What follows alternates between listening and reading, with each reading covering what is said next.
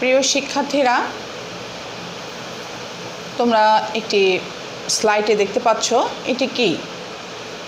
হ্যাঁ, আমার মনে হয় তোমরা বুঝতে পারছো, আমাদের পরিচিত টাকা। হ্যাঁ, আজকে তোমাদের সঙ্গে আমি একটা শুভেচ্ছা নিয়ে আজকের ক্লাস শুরু করতে যাচ্ছি।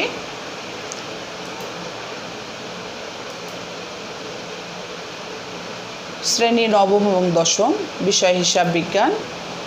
আমি মেহফুজা জেসমিন, সিনিয়র শিক্ষক, police line school and college, Rangpur. তোমরা নবম শ্রেণীতে আমার ক্লাস পাচ্ছ না হিসাব বিজ্ঞান বিষয়ে, কিন্তু দশম শ্রেণীতে হিসাব বিজ্ঞান বিষয়ের যে বিষয়গুলো রয়েছে তার সঙ্গে সম্পর্ক রাখতে গেলে নবম শ্রেণীর হিসাবের পাঠটি তোমাদের সঙ্গে আমার নতুন করে আলোচনা করার প্রয়োজন, যার জন্য দশম শ্রেণীর লেকচারের সঙ্গে বিষয়টি আমি নবম শ্রেণীর শিক্ষার্থীদেরকেও দেখার জন্য বিশেষভাবে অনুরোধ জানাবো। তোমরা উভয় শ্রেণীর শিক্ষার্থীরাই এই হিসাবের শ্রেণী বিভাগ থেকে তোমরা অনেক কিছু বুঝতে পারবে। বন্ধুরা, তোমরা এটি কি দেখতে পাচ্ছ? হ্যাঁ, আমার মনে বুঝতে পারছো এটি একটি দোকান, গালামালের দোকান, মুদির দোকান। এখানে একজন মহিলা বসে খাতায় হিসাব লিখছে। তাহলে আজকে বুঝতে পারছো আমরা কোন বিষয়টির দিকে চলে যাব। হ্যাঁ, আজকের মূল আলোচনায় থাকবে সেটা হচ্ছে হিসাব। হ্যাঁ, আজকের বিষয়বস্তু হচ্ছে হিসাব ও হিসাবের শ্রেণীবিভাগ। বন্ধুরা, এটি একটি পরিচিত ছবি, রংপুর শহরের ওয়ালটন জাহাজ কোম্পানি মোড়ের সামনেই এই ছবিটি তোমরা দেখতে পাবে। একজন রিক্সা চালক, তার সঙ্গে রিক্সাতে দুজন আরোহী রয়েছেন এবং হচ্ছে ওয়ালটন বড় করে লেখা রয়েছে। একটি শোরুম, সঙ্গে উপরের দিকে দেখো একটি বিল্ডিং রয়েছে, জীবন বীমা ভবন লেখা রয়েছে, জীবন বীমা ভবন। তাহলে এখানে তিন ধরনের ব্যবসা বা তিন ধরনের জীবিকা নির্বাহের জন্য মানুষ যা করে তা হচ্ছে তিন ধরনের প্রতিষ্ঠান এখানে দেখা যাচ্ছে। যদিও রিক্সা চালককে আমি দেখিয়েছি একজন ব্যক্তি, তথাপি যদি তোমরা খেয়াল করো তাহলে বুঝতে পারবে জীবন বীমা ভবন, ওয়ালটন ভবন এবং হচ্ছে রিক্সা চালক, তিনটি প্রতিষ্ঠান তিন ধাপের। রিক্সা চালকের নিকট রিক্সা চালক যে রিক্সাটি চালাচ্ছে এটিও তার একটি জীবিকার মাধ্যম। তাহলে আমরা একটু চলে যাই স্লাইডে। এখানে ছবিতে কি কি দেখা যাচ্ছে? হ্যাঁ, তোমরা বুঝতে পারলে আমি একটু আগে আলোচনা করে দেখলাম। তাহলে বন্ধুরা, বিষয়টি নিয়ে তোমরা একটু মাথা খাটাও পরের স্লাইডে। হ্যাঁ, আমরা চলে এসে যে আজকের বিষয় থেকে যে বিষয়গুলো আমরা বুঝতে পারবো তা হচ্ছে হিসাব কি তা বলতে পারবে, হিসাব কত প্রকার উল্লেখ করতে পারবে, বিভিন্ন প্রকার হিসাবগুলো চিহ্নিত করে ব্যাখ্যা করতে পারবে তোমরা আজকের পাঠ থেকে। তাহলে আমরা আজকে একটি ডায়াগ্রামে চলে যাই। এটি বন্ধুরা তোমরা কি দেখতে পাচ্ছ? একটি টি। হ্যাঁ, ইংরেজি বর্ণমালার টি, অর্থাৎ ইংরেজি লেটার টি এর মতো। তারপরে যদি আমরা আরেকটু দেই, হ্যাঁ একটু মোটা করে টান দিলাম, দিলে একটি মাঝখানে একটি গ্যাপ থাকছে, এখানে আমরা লিখতে পারবো। এরপরে দেখো দুটো অংশ ভাগ হওয়ার পরে ডান দিকে একটা অংশ চলে আসলো। এরপরে যদি আমরা এখানে আরেকটা দেই তাহলে হলো 1 2 3, 1 2 3টি। এরপরে বন্ধুরা দেখো, হ্যাঁ আরেকটি হয়ে গেল। তাহলে টি অংশটিকে ডান দিকে 1 2 3 4টি অংশে ভাগ করা হলো। এরপরে বন্ধুরা বাঁ দিকে দেখো, হ্যাঁ বাঁ দিকেও আমরা কিন্তু অনুরূপ, দেখো তো কয়টি অংশে ভাগ করেছি? 1 2 3 4, অর্থাৎ 4টি অংশে। তাহলে 4টি মোট কতটি হলো? 8টি। হ্যাঁ বন্ধুরা, টি ছকের মাধ্যমে এই ছকটি যেহেতু আমরা নির্ণয় করি, সেজন্য এই ছকটিকে বলা হচ্ছে আমাদের টি ছক, অর্থাৎ হিসাবের ছক। তাহলে এখানে আমরা যদি বিষয়টিকে ব্যাখ্যা করি তাহলে আমরা কি পাচ্ছি? হিসাব নির্দিষ্ট লেনদেনের সংক্ষিপ্ত বিবরণী, অর্থাৎ হিসাবকে যদি আমরা বিবরণীতে ভাগ করি তাহলে দেখা যাচ্ছে যে এখানে একটি ছক আমরা পাচ্ছি। এই ছকটিকে বলা হচ্ছে হিসাবের ছক। এরপর বন্ধুরা আমরা কিছু ছবি দেখতে পেলাম এই স্লাইডে। দুটি দোকান, দোকান দুটিতে কোন ধরনের পণ্য রয়েছে কী উদ্দেশ্যে? বন্ধুরা, যদি আমরা প্রশ্ন করি তাহলে Seagate technology and R M Banik, তাহলে এটা এক ধরনের ব্যবসা প্রতিষ্ঠান এবং টেকনোলজি এটি এক ধরনের ব্যবসা প্রতিষ্ঠান। দু ধরনের ব্যবসা প্রতিষ্ঠানে দু ধরনের পণ্য বিক্রয় হয়। এটি কি ঠিক আছে? আমার মনে হয় বন্ধুরা বুঝতে পারছো যে দোকান দুটিতে দুই ধরনের পণ্য বিক্রি হয়। এখানে ইলেকট্রনিক্স পণ্য বিক্রি হয় এবং এখানে ট্রেডার্স, যেহেতু আর এম বণিক ট্রেডার্স, এখানে বিবিধ রং, চক পাউডার, হার্ডওয়্যারের বিভিন্ন জিনিস বিক্রয় কেন্দ্র, এটি বোঝা যাচ্ছে। আমরা এর পরের স্লাইডে বন্ধুরা চলে আসি। তার মানে এগুলো ক্রয় এবং বিক্রয়কারী প্রতিষ্ঠান, অর্থাৎ এই প্রতিষ্ঠানগুলো মাল বিক্রয় করছে, কিন্তু তারা মাল বিক্রয় করতে গিয়ে তারা আবার এই পণ্যগুলো তারা ক্রয় করে নিয়ে এসেছিল। আমরা পরের স্লাইডে চলে যাই বন্ধুরা। Seagate technology.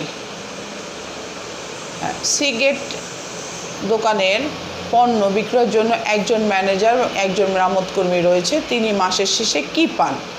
এই দোকানের দেখা যাচ্ছে যে কর্নারে একজন ম্যানেজার বসে রয়েছে।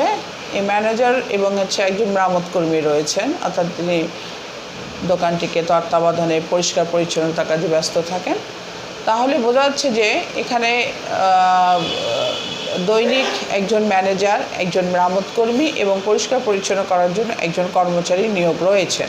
তাহলে আমরা দুজনকে এখানে ইন্ডিকেট করেছি, একজন ম্যানেজার এবং একজন মেরামত কর্মী। কারণ অ্যাপারেটাস বা টেকনোলজি যখন নষ্ট হয় তখন ক্রেতারা সেখানে তার সার্ভিস নেওয়ার জন্য পুনরায় দোকানে আসেন, এই জন্য একজন মেরামত কর্মী রয়েছে। তাহলে তারা মাসের শেষে কী পান? দেখো তো বন্ধুরা, মিলিয়ে দেখো তো। ম্যানেজার মাসের শেষে কী পান? বেতন।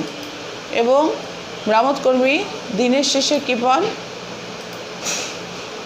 মজুরি। তাহলে দেখা যাচ্ছে একটা বেতন আর একটা মজুরি।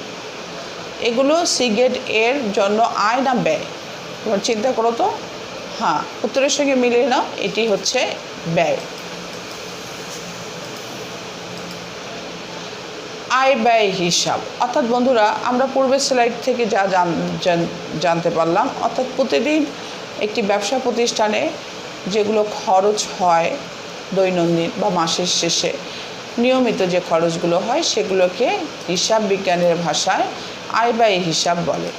এরপরে যদি আমরা চলে যাই, পণ্য বাদ দিয়ে মিলন বাজারের আর নিজস্ব কী রয়েছে আমরা যদি একটু খেয়াল করি। পণ্য বলতে এখানে মিলন বাজার একটি দোকান, এখানকার পণ্য কি? মোটরসাইকেল বিক্রয় কেন্দ্র, অর্থাৎ হুন্ডা দেখা যাচ্ছে, এগুলো তার প্রতিষ্ঠানের পণ্য। তাহলে এখানে এই পণ্য বাদ দিয়ে তার আর কি আছে খেয়াল করো। হ্যাঁ, মিলন বাজারে কি বিক্রয় করা হয়? মিলন বাজারের পণ্য কোনটি? আমি উত্তর একটু আগে তোমাদের সঙ্গে আলোচনা করলাম। সেটা মিলন বাজারের পণ্য তোমার মোটরসাইকেল এবং তার এটি সে প্রতিনিয়ত বিক্রয় করে। কিন্তু তার এর সঙ্গে যদি আমরা বলি, হ্যাঁ, হুন্ডা মোটরসাইকেল, অর্থাৎ মিলন বাজারের পণ্য বাদ দিয়ে আর কি কি থাকতেছে, এগুলো মিলন বাজারের কি বলা যাবে? অর্থাৎ মিলন বাজারের পণ্য বাদ দিলে দালান কোঠা, ভূমি, ফ্যান, বাল্ব, আসবাবপত্র, নগদ টাকা এগুলো পাওয়া যাচ্ছে। তাহলে এগুলো কি মিলন বাজারের কি বলা যাবে? হ্যাঁ বন্ধুরা, তোমরা দেখছো এটি সম্পদ হিসাব। তারপরে যদি আমরা চলে আসি যে সম্পদ হিসাবটাকে, তাহলে আমরা কোনগুলোকে সম্পদবাচক হিসাব বলবো বা সম্পদ হিসাব বলবো? কোনো বস্তু বা সম্পত্তি সংক্রান্ত হিসাবই সম্পত্তিবাচক হিসাব বা সম্পদ হিসাব। জনাব মজিদ একজন পাইকারি বিক্রেতা। খেয়াল করো বন্ধুরা, এখানে ছবিতে কি বলা রয়েছে। হ্যাঁ, মজিদ সাহেব যিনি কলা বিক্রেতা তিনি। আর খুচরা বিক্রেতা কে রয়েছে? জনাব কাজল। তাহলে মজিদের কাছ থেকে কাজল মাল ক্রয় করছে। এটি কি বন্ধুরা তোমাদের পরিচিত একটি ছবি, মৌবন, কাছারি বাজার এলাকায়। আর পূর্বেই তোমরা এই ছবিটি দেখেছো, রহিমা স্টোর। এখন রহিমা স্টোর মৌবন থেকে পাউরুটি বিস্কুট কেক ধারে ক্রয় করেন, তাই মাল ক্রয়ের সঙ্গে সঙ্গে খাতায় তিনি লিখে রাখেন। তাহলে মৌবন থেকে ধারে মাল ক্রয় করছেন এবং লিখে রাখছেন। তাহলে এখানে আমরা জনাব কাজলের খাতায় রহিমা স্টোরের খাতায় মৌবনকে আমরা কি নামে লিপিবদ্ধ করতে পারি? এখানে জনাব কাজলের খাতায় মাজেদকে এবং রহিমা স্টোরের খাতায় মৌবনকে কি নামে লিপিবদ্ধ করতে পারি? একটু খেয়াল করো। হ্যাঁ, আমার মনে হয় তোমরা উত্তর দিতে পারবে।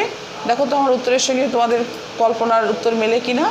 হ্যাঁ, এগুলোকে আমরা বলবো ব্যক্তিবাচক হিসাব, অর্থাৎ ব্যক্তিবাচক ঠিক না, এটাকে আমরা প্রাপ্য এবং প্রদেয় হিসাব নামে রেকর্ড করব। বর্তমানে এটাকে বলা হচ্ছে প্রাপ্য এবং প্রদেয় হিসাব। অর্থাৎ প্রাপ্য ও প্রদেয় হিসাব কোনো ব্যক্তি বা প্রতিষ্ঠান সংক্রান্ত হিসাবই প্রাপ্য বা প্রদেয় হিসাব। এখানে নগদান হিসাব, মূলধন হিসাব, উত্তোলন হিসাব, ঋণ হিসাব, ব্যাংক হিসাব, আসপত্র হিসাব, যন্ত্রপাতি হিসাব, দালান কোটা হিসাব, ক্রয় হিসাব, বিক্রয় হিসাব ইত্যাদি হিসাবগুলো যদি আমরা খেয়াল করি তাহলে আমরা দেখতে পাচ্ছি যে এই হিসাবগুলোকে আমরা কি বলতে যাচ্ছি। এখানে দেখো ক্রয় হিসাব, বিক্রয় হিসাব, সুদ হিসাব, বিজ্ঞাপন হিসাব, যন্ত্রপাতি অবচয় হিসাব, মজুরি হিসাব, টেলিফোন বিল হিসাব, মজুদ পণ্য হিসাব, বাংলাদেশ বিমান হিসাব। অর্থাৎ এই হিসাবগুলোকে আমরা এখানে যদি তিনটা পার্টে ফেলে রাখি তাহলে দেখতে পাচ্ছি আয় ব্যয় হিসাব, সম্পদ হিসাব, ব্যক্তিবাচক হিসাব। অর্থাৎ ব্যক্তিবাচক এখানে আমরা এই পার্টটাকে আমরা তা বলবো না। আমরা এখানে বর্তমানে যে রূপ রয়েছে সেটা হচ্ছে যে আমাদের এখানে বলা রয়েছে যে আমরা এটিকে আয় ব্যয় হিসাব বলবো। নামিক হিসাবটা এখন আমাদের থাকবে না। অর্থাৎ পূর্বে ছিল নামিক হিসাব, এখন এটি নামিক হিসাব, বর্তমান আধুনিক হিসাব হিসাবে এটাকে আমরা নামিক হিসাব বলবো না। তারপরে সম্পদ হিসাব আমরা ঠিক আছে, এবং ব্যক্তিবাচক হিসাবটাকে আমরা প্রাপ্য প্রদেয় হিসাবে নিয়ে আসবো। অর্থাৎ প্রাপ্য ও প্রদেয় হিসাব, এটাকে আমরা বলবো প্রাপ্য ও প্রদেয় হিসাব আমরা এটাকে বলবো। একটু তোমরা মিলাই নাও জিনিসটাকে, বইয়ের সঙ্গে মিলাই নিলে তোমরা বুঝতে পারবে।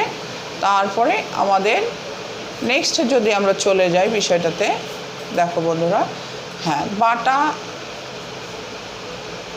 সাজঘর, ফুল কর্নার, তোমাদের স্কুল আসার পথে এগুলো দোকান পড়ে, মামা ভাগনার চটপটি, এই প্রতিষ্ঠানগুলো কোন জাতীয় হিসাবগুলোকে সম্পদবাচক বা সম্পত্তিবাচক আমরা হিসাব বলতে পারি?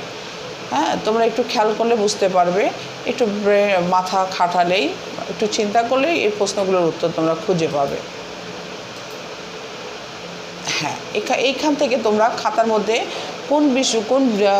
কোন জাতীয় হিসাবগুলোকে আমরা সম্পদবাচক হিসাব বলবো সেগুলো তোমরা খাতায় লিখে রাখবে। পরে তোমাদের সঙ্গে যখন আমার সাক্ষাৎ হবে তখন এটাকে অ্যাসাইনমেন্ট হিসাবে আমি নেব। এরপরে খেয়াল করো যে যদি আমরা একটু বাড়ির কাজ নেই, আমাদের স্কুল থেকে বাড়ি আসার পথে যে কোনো একটি ব্যবসা প্রতিষ্ঠান লক্ষ্য করবে এবং এর সঙ্গে কোন কোন হিসাবগুলো জড়িত তার 5টি করে নাম লিখে রাখবে খাতায়। হ্যাঁ বন্ধুরা, এখানে আমরা যেটা বলছিলাম যে আসার পথে যে এখানে বাড়ির প্রতিষ্ঠান লক্ষ্য করলে তোমরা মূলত এটি লক্ষ্য করবে এবং এর সঙ্গে কোন কোন হিসাবগুলো জড়িত তার 5টি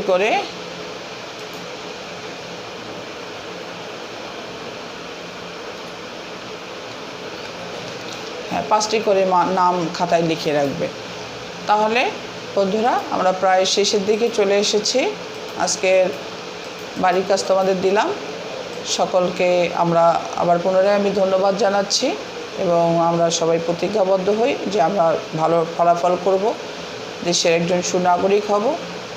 আমরা আজকে করোনার দুর্যোগে রয়েছি, সবাই মিলে এর মোকাবিলা করব।